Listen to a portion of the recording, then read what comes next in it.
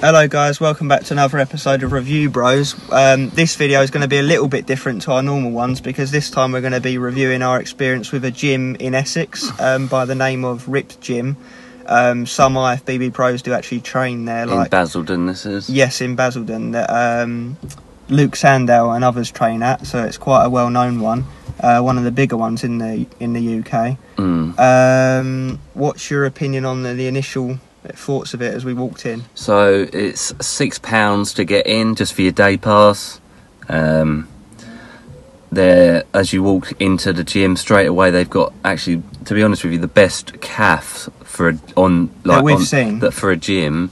They have a massive menu on the side, a lot of healthy meals, a lot suited to bodybuilding, high protein, high carb, a range of supplements, pre-workouts, protein shakes. Yeah, they got everything at the front of the gym. Staff seemed friendly enough. I mean, we obviously just signed in, got paid our £6 and in we went. As you can see from this walk around, they've got a hell of a lot of different machines. They do a variety of the same machine, some with pins, some with plate loaded.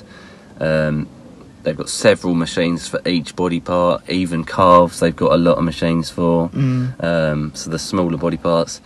The dumbbells area, also very, very good. Dumbbells all in brilliant condition. The handles are really good on them. Go up to 100 kg. Yeah, 100 kg dumbbells, which we was bicep curling at the end. Yes, you do. Obviously not, but yeah, so good range. It's a very long dumbbell rack, so there's a lot of benches that are quite well spread out, so you're not going to be tripping over each other or getting in the way of each other's dumbbells, etc. And we probably went in one of the more peak hours, sort of around 5 o'clock, as people would be finishing work and turning up, and we didn't have any issues getting on things we needed to train on or stepping on each other's toes and things like that. So busyness wasn't particularly an issue for us, but that doesn't mean to say it might not get busier later on in the evening. But for us it wasn't an issue. The only thing that we can think of to knock it down on is probably the fact that it was sweltering hot in there, like 30 plus degrees, and they had like one fan going for the entire gym, which I know might sound like a bit of a stupid excuse to rate a gym down on, but when you're sweating your nuts off and there's no fans or aircon going, it can get a bit rough. And today we was training legs, so yeah, you can imagine just how hot it got. Yeah, like Craig said, the one fan going for the whole gym.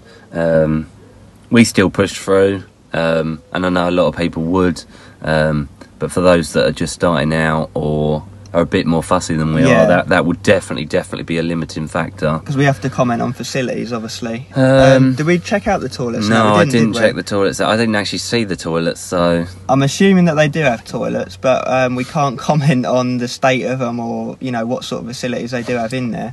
But if it follows suit with the rest of the gym, I'm sure they're not bad. The equipment was a mixture of life fitness equipment and hammer strength, I believe. Some Nautilus here and there. Was there some Nautilus? I think I saw like the leg press. There's definitely a variety of different makes of machines. All the ones we tried were brilliant. Did not see one piece of equipment that was out of order. Yeah, that's always a good sign. Did not see one piece of equipment that was faulty, damaged, or looked worn out. There seems to be a lot of respect there as well. Like weights were put away, people were going about their own business. Didn't see any crowds of dickheads in there giving it the big I am or anything like that. It's a very serious bodybuilders gym, so you go in there, get your head down and get what you got to get done and then leave. It's a very motivating atmosphere though, in terms of the way they've kitted the place out and the sort of ambience you get in there and the vibe and that. Although having said that, the music wasn't the best, was it? They just had radio playing, I think. Yeah, just your average chart music like Capitol. Whereas other gyms we've been to the same level have had like hardcore rap or metal or rock or something to get you a bit more buzzing.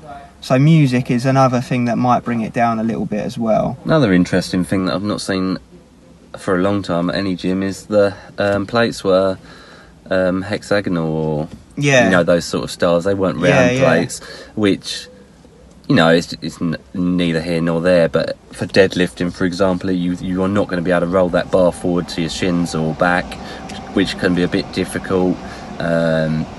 Obviously, you if you're landing that bar on a deadlift or any sort of exercise where the bar would then touch the floor, you potentially could roll it forward or backwards, like accidentally, cause an injury. Yeah, I mean that is very, very minor, but it's something to note still.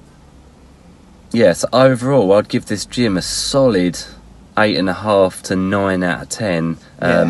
Knocking it down just simply because the air conditioning obviously there was non-existent. And the other limiting, the music wasn't the best. The other very slightly limiting factor was for the amount of equipment in that gym. A lot of it was quite, I'd say, heavily compact. Like machines were like right next to each other. Yeah, it could have done with having more space. Yeah, a little bit more space. I know they've got a fighting gym in there, which a little MMA section with what was it, like ropes and bags and that and things like that. That's worth noting. If you're into that side of things, you can go in there and do your shadow boxing and your skipping and whatnot. But yeah, overall we'll give it like an 8.5 out of 10, only bringing it down on the points mentioned. Definitely worth checking out if you're within, say, an hour to 2 hours drive. Definitely worth it.